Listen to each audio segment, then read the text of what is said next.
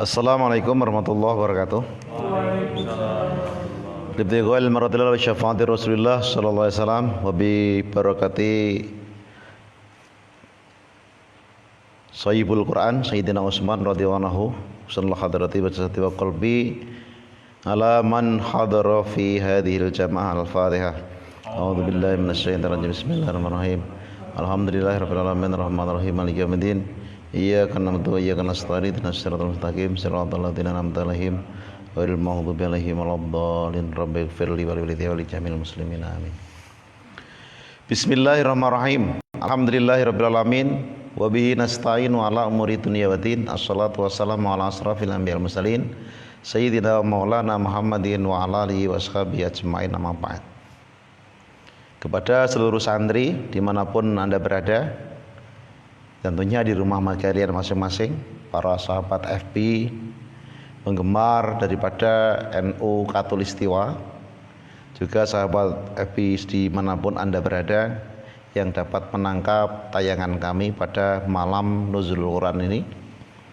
Puji dan syukur marilah kita panjatkan kepada Allah Subhanahu wa taala. Alhamdulillah, pada malam hari ini Allah berkenan memberikan kesehatan kepada kita semua.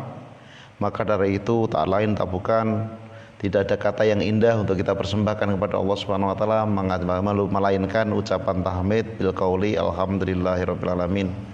Shalawatullah wassalamuhu semoga tercurahkan kepada junjungan kita Nabi Agung Muhammad sallallahu alaihi wasallam yang senantiasa kita tunggu-tunggu syafaatnya mulai hari ini hingga yaumil qiyamah nanti. Mudah-mudahan kita di yaumil qiyamah nanti akan dijadikan sebagian umatnya atau ribuan umatnya yang kelak akan mendapatkan syafaatnya besok di yaumil qiyamah. Amin, Allahumma amin.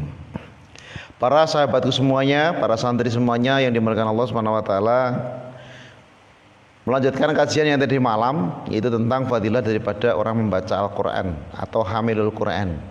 Ya. Di sini Rasulullah SAW bersabda, sami'tu laylata usriya bi al-haqqu. Saya mendengar ketika di malam saya diisrakan, yang mengisrakan adalah Allah Subhanahu wa taala. Yaqulu, maka Allah berfirman, ya Muhammad, hai Muhammad, mur ummataka ayyukramu salasatan. Hei Muhammad, mur, perintahlah kamu ummataka kepada umatmu ayyukramu agar memuliakan siapa umatmu salasatan kepada 3 orang.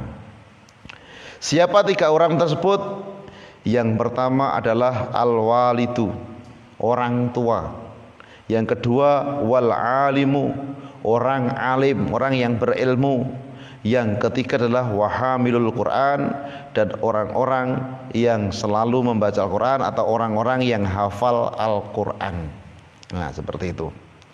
Kemudian Allah berfirman lagi, ya Muhammad, hai Muhammad, hadzirhum, ya, takutlah kepada mereka bertiga, min ayyaghdibuhum, dari akan membenci mereka, au yahinuhum, atau menghina mereka.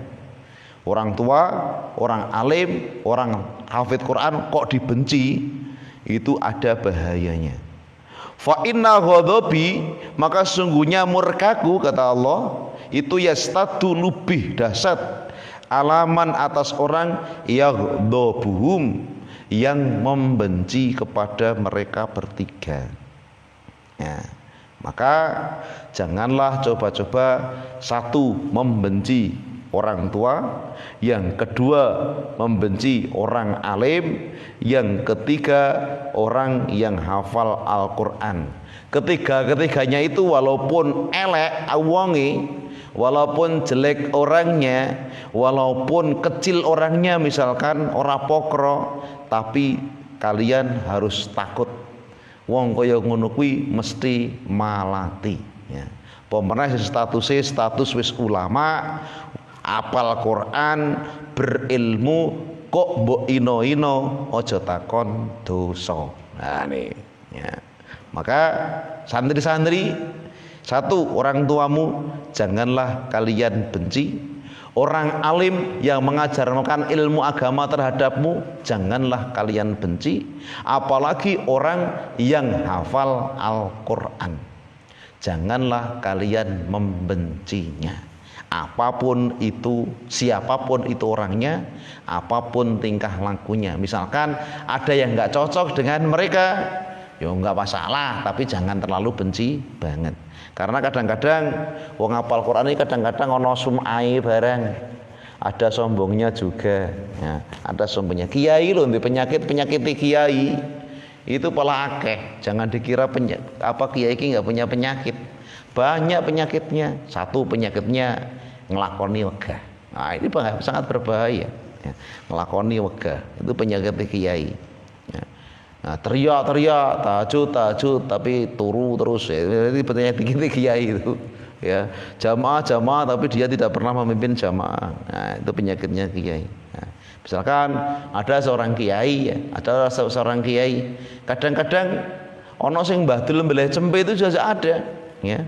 Ya, saya itu pernah diingatkan sama kawan Pak Nur, sampean itu openi pondok ewe rasa openi masyarakat. Saya jawab, saya sebelum punya pondok sudah bermasyarakat. Nah, lah kalau sampean misalkan bobak hutan memang nggak pernah bermasyarakat, itu urusan sampean. Karena apa? Sampean nggak ada sentuhan dengan masyarakat. Masyarakat saya itu jangankan susah, senang nggak saya datangi aja banyak yang mengeluh kok. Pak Nur nggak datang ya, seperti itu. Itulah bedanya. Tapi juga ada kadang-kadang santri kiai ya, ditegur temannya, Mas Yai atau Pak Yai, mbok dadi wong iki bermasyarakat. Oh, kiai kok kan bermasyarakat ngopeni santri ini wis repot toh. Nah, itu memang pendapatnya lain. Boleh berbeda pendapat, tapi jangan sampai membencinya. Terus, ya Muhammad, wahai Muhammad, ahlul Qur'ani, ahli Quran, hum ahlul Quran itu ahli juga keluargaku. Ya, kata Allah. Nah, wali Quran itu termasuk keluarganya Gusti Allah. Kemarin sudah saya sampaikan, ya. Kalau memang mau bertemu dengan Allah Subhanahu wa taala, maka fal yukrim ahlallah.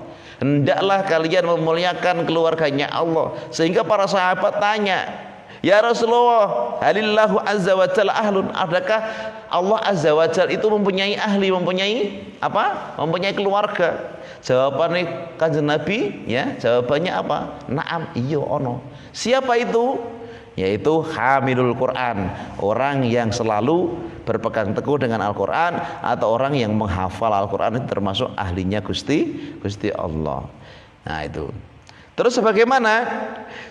Ja'alahum, akan menjadikan mereka indakum, di sisi kalian, di sisi kamu, fid dunia, di dalam dunia, ikraman, untuk memuliakan li ahliha, kepada ahli dunia. Orang yang ahli Quran, ya, orang ahli Quran itu akan menjadikan di sisi kamu, kata Allah, fit dunia, di dalam dunia itu untuk memuliakan ahli dunia. Termasuk kita semua ini, kalau tidak ada ahli Quran, ya, ahli Quran itu ada yang menafsirkan, oh ini hafal Quran, ada yang menafsirkan faham isi kandungan Al-Quran. Karena orang yang hafal Quran belum tentu tahu isi kandungan Al-Quran. Dan orang yang paham isi kandungan Al-Quran juga belum tentu hafal Al-Quran. Nah, seperti itu. Nah, maka tombok hati itu yang pertama iling maca Quran sama maknane. Nah, ada yang mengatakan ingkang dingin maca Quran angen-angen maknane. Seperti yang saya ceritakan tadi malam, bahwa kalau kita tahu Al-Quran, kemudian tahu akan ilmu nahwu shorof, kemudian tahu kisahnya, pernah ngaji tafsir Jalalain atau tafsir Sawi atau tafsir Munir atau tafsir Marohi, itu membaca Al-Quran seakan-akan itu kita itu di dalam hatinya itu melihat melihat wujud aslinya, siapa Nabi Musa, siapa Nabi Yusuf, siapa Nabi Dawud, dan lain sebagainya. Siapa Nabi Sulaiman? Kalau kita baca surat An-Naml itu kan banyak mengisahkan kisahnya Nabi Sulaiman ketika beliau bertemu dengan Ratu Bilqis. Sebelum itu burung hudhud yang keliling mendengar melihat berita sampai-sampai ini kok belum kumpul kok burung hudhud belum datang, kemana ini? Kalau dia berbuat salah akan saya sembelih ya. Sampai-sampai Nabi Sulaiman bilang seperti itu. Tiba-tiba datang, hei sang raja, kata hudhud, saya melihat seorang perempuan menjadi raja, tapi dia tidak menyembah Allah, tapi menyembah matahari dan lain sebagainya. Seakan-akan kita itu kayak lihat film.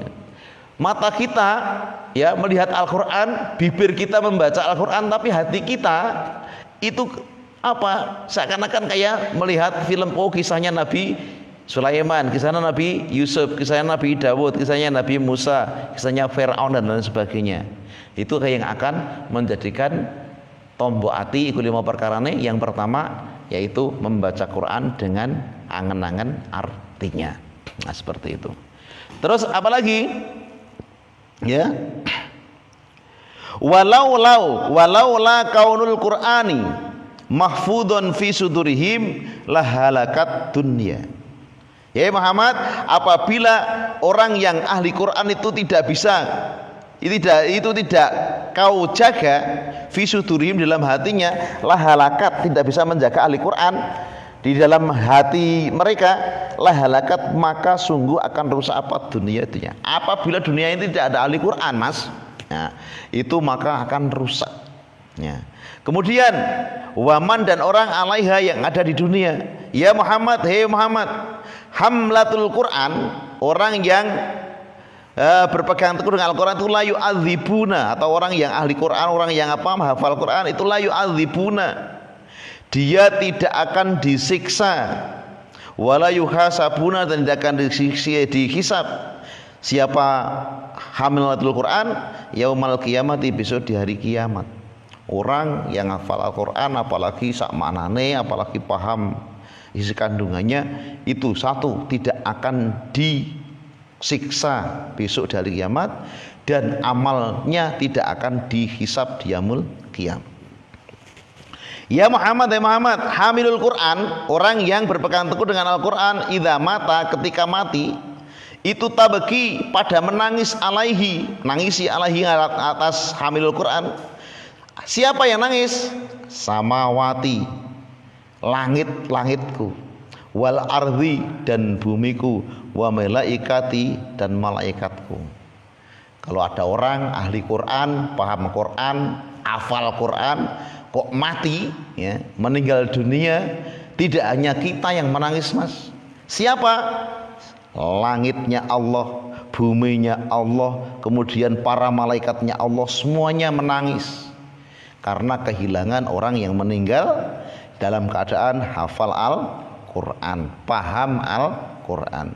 Ya Muhammad, innal jannata, sesungguhnya surga itu tastaku, rindu, beronto, gandrung, ila salasatin, kepada 3 orang.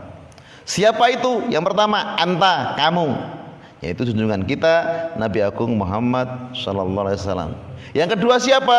Wa sahibaika, dan kedua sahabatmu, rupanya Abu Bakrin wa Umrin radhiyallahu anhuma, yaitu Abu Bakar, Umar, termasuk sahabatmu, itu juga akan rindu kepada surga.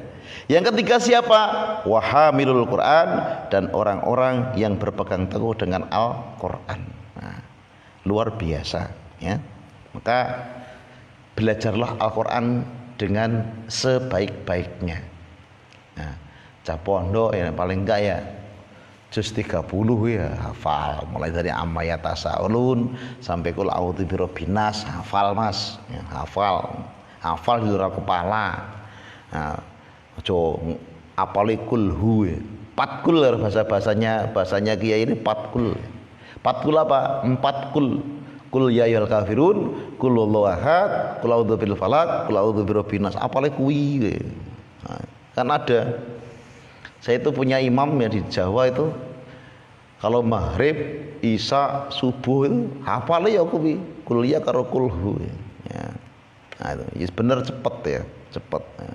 Jadi maghrib ya kul ya karo kulhu, isya kul ya karo kulhu, terus Subuh juga kuliah sama kulhu. Memang itu bacaan paling efektif dan paling ringan. Para sahabatku semuanya yang saya muliakan, ini kajian ini agak kita molor sedikit nggak apa-apa karena malam nuzul Quran ya. Terus Rasulullah SAW bersabda yang diriwayatkan oleh Imam Tirmidzi ya. Inna Allah, sungguhnya Allah itu yarfa